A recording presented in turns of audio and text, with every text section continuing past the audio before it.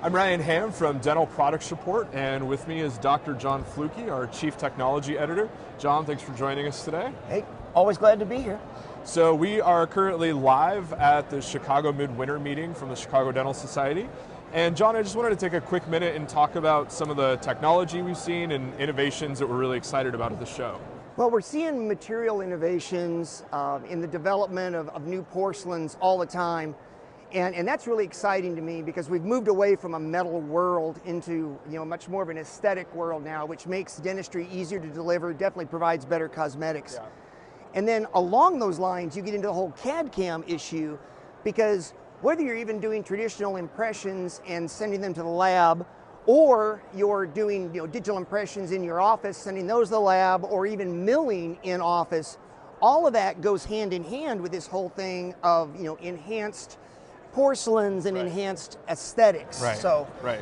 Yeah, and that's, speaking of CAD/CAM, that's one of the biggest things I've noticed is all of the the devices that were coming out maybe 3-4 years ago, we could kind of see how they were going to change dentistry, but for a little while it was, there were still some kind of moving parts. You had to be, have a lot of knowledge and probably be kind of a tech geek in order to understand exactly how to use it all. And one thing I've really noticed with this time is we're on our 3rd, 4th generation of some of these devices, and I feel like a lot of the manufacturers are getting very confident in what they're releasing. It's, instead of these huge kind of game-changing releases, we're seeing more iterative releases where it's just a software update that are really kind of quality of life tweaks. And I think that, to me, that's really exciting because it shows the manufacturers are confident that there's a user base that knows how to do this. Yeah, it's, whenever these things start, there's always the bleeding edge and the early adopters, and those are the folks that really kind of just get a jing out of it and sort of want to experiment and learn, and that's what they do. But then you get to the point of the mature technology, and that's when the people that don't get hypnotized by flashing LEDs like I do, Right. They want to jump in and do it because they're seeing the benefits to their practices and their patients. And what we've seen now is we've seen CAD/CAM move along that line from a, is it something for me, or is it something that's going to take hold, to now it's a, when do I make the move and actually get into this? Yeah.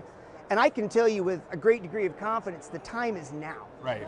Yeah, and I think, that's just so clear from some of the offerings we're seeing. We've got Plan Mecca with a completely updated system. iTero's released some updated software recently. 3Shape just released some lab scanners that look really cool.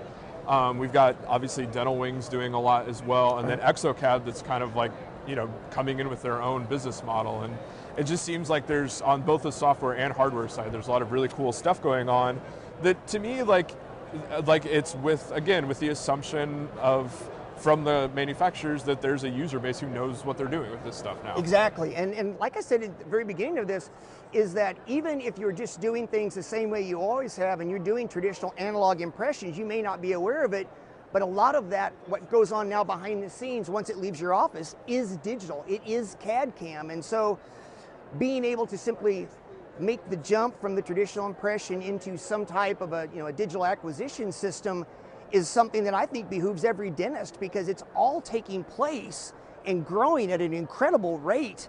And I'm afraid if you don't, in the not too distant future, make a jump, you're going to be left behind. Yeah, so that is some of what we've seen here. We've seen some other really cool stuff. I know I saw some bioactive materials that are really exciting this morning. Yep. We saw some really aesthetic zirconia that they has built-in fluorescence that can be put in the anterior. Right. And then we've seen ultra-dense mosaic, which you did a quick demo of, and we're seeing how technology is really impacting the entire dental workflow, not just the obvious stuff like CAD/CAM. No, and even to the point of data mining, where the communications piece of this with text messaging and being able to communicate on the fly with patients and having them respond, and saving all of this information and being able then to data mine and find out who are your A category patients and who are your B category patients, and being able to track that kind of information and run your dental business more like a business. Even that continues to grow and evolve. Yeah. All right, well, thanks so much for watching, and stay tuned for more from Dental Products Report. Thanks.